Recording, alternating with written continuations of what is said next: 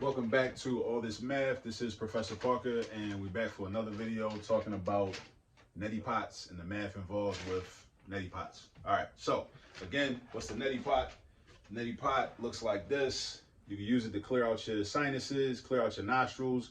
If you got sinusitis, if you got a bad cold, or you just got like, a clog, or a blockage in your, your sinus system or in your nose and whatnot.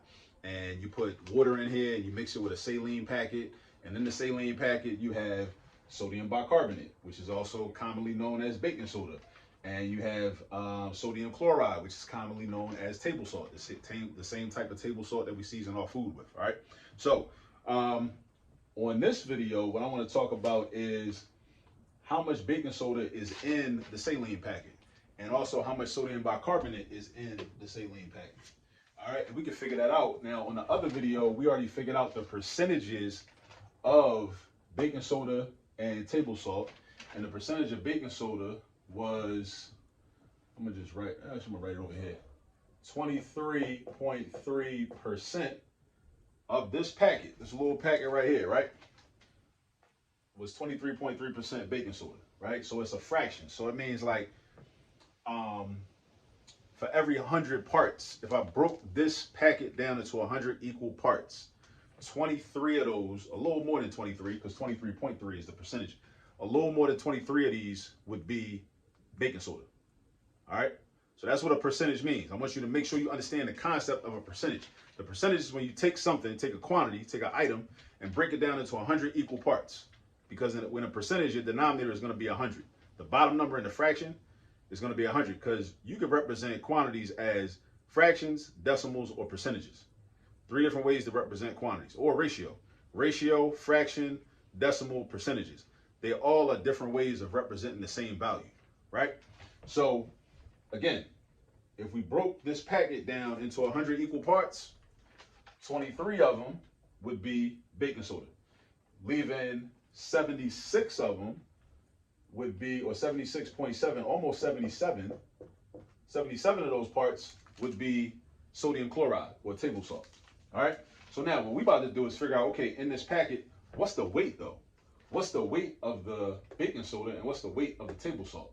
So basically, since we know that in the packet, and we get this information from actually reading the packet, right? The packet says that the packet weighs 0.1 ounces, and at the same time, in metric units, 3 grams. So these are equivalent. These are equivalent values. This does not mean multiply, right? In algebra, this might mean multiply, but that's not what it means here. So if you look at a package of anything, it could be like a little bag of Doritos or whatever, right? A juice, right? Usually you'll get the weight in, or the mass, technically, I guess, if you don't take gravity into consideration. Some physicists might get mad if you say weight. But at any rate, this is like the British imperial system of measurement, right? And this is the metric system. So ounces and grams, ounces and grams. So what we're gonna do is we're gonna figure out, well, how much does the baking soda weigh in one packet in ounces? And we're also gonna do it in grams, and we're gonna do the same thing for table salt. So the question we're really asking is, what is 23.3% of 0.1 ounces? Notice I use the word of. When you use the word of in math language, of means multiply. So we're gonna do 23.3%. Don't let the dirt bites distract you. Remember, we're in North Philly. Remember that. All right. So 23.3% of, or times, what is this? Get off my board. 23.3% times 0.1. All right. So we're going to multiply that. And basically, so this actually can be rewritten as a decimal. When you convert a percentage into a decimal, what you got to do is basically divide by 100, or the shortcut is to move the decimal point 2 spaces to the left, right? Now, if you go to a school that uses the Eureka Math, Great Minds curriculum, what they actually want you to do is leave the decimal point where it is, and instead move the digits 2 spaces to the right, which is cool if you want to do that. But I just don't want you like listening to me saying like, no, that's not the way my teacher told me to do it. It's fine. There are different ways you could do it. You're still going to end up with 0.233. You're still going to end up with that. All right. So this converts to this. 23.3% is equal to 0.233. And then we're going to multiply that by 0.1.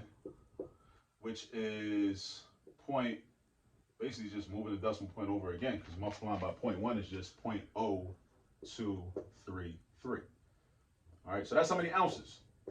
That's how many ounces of baking soda is in this. Right? That's how many ounces of baking soda. All right. Now let's keep it with the baking soda. Let's keep it with the baking soda. So let's do the same thing in grams though. So let's do, let's do 0.233 times, instead of 0.1 ounces, we're gonna multiply that by 3 grams. So 0.233 times 3 is going to be, and I already worked this out. I just gotta find my answer. 0.233 times, oh, okay. 0.70. I could have just said 0.7, but that's cool. So in grams, it's 0.7. It's 0.7 grams, right? But in ounces, it's 0.0233 ounces, right? So you notice this value is much smaller than this value, which should make sense, because from the beginning, the whole packet is 0.1 ounces, which is much smaller than 3 grams, right? So the amount of baking soda in ounces should be less than the amount of baking soda in grams. So that makes sense. That's reasonable. All right. So this is how much we got of baking soda in ounces. This is how much we got of baking soda in grams. All right. Now let's slide to the table salt, sodium chloride. So we're going to do the same thing. We're going to do 76.7% times the whole packet, because we're trying to find, okay, what is 76.7% of 0.1 ounces? Of 0.1 ounces, right? And of means multiply. In math language, of means multiply. So we're going to multiply that by 0.1. So we're going to convert the percentage to a decimal, which is 0.767 times 0.1. And then that's just going to be 0.0767 ounces. Right? Notice how similar this number looks to this number. Right? Look how similar they look. Because all we did was multiply by basically a power of 10. This is like 10 to the negative 1 power. So basically it's 1/10. So that means that all we're doing, we're keeping the same digits. We're just basically playing the game with the decimal point. Whenever you multiply by 10 or a power of 10 or a fraction of 10, we're just playing with the decimal point. Sliding either to the left or to the right. That's all we're really doing for real. So once you recognize that, you know, a lot of these problems get a lot easier. You know? So all right, so let's do this. Let's do this, right? So now let's figure out in grams.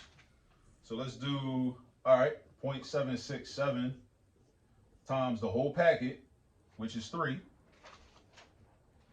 The whole packet is 3, right?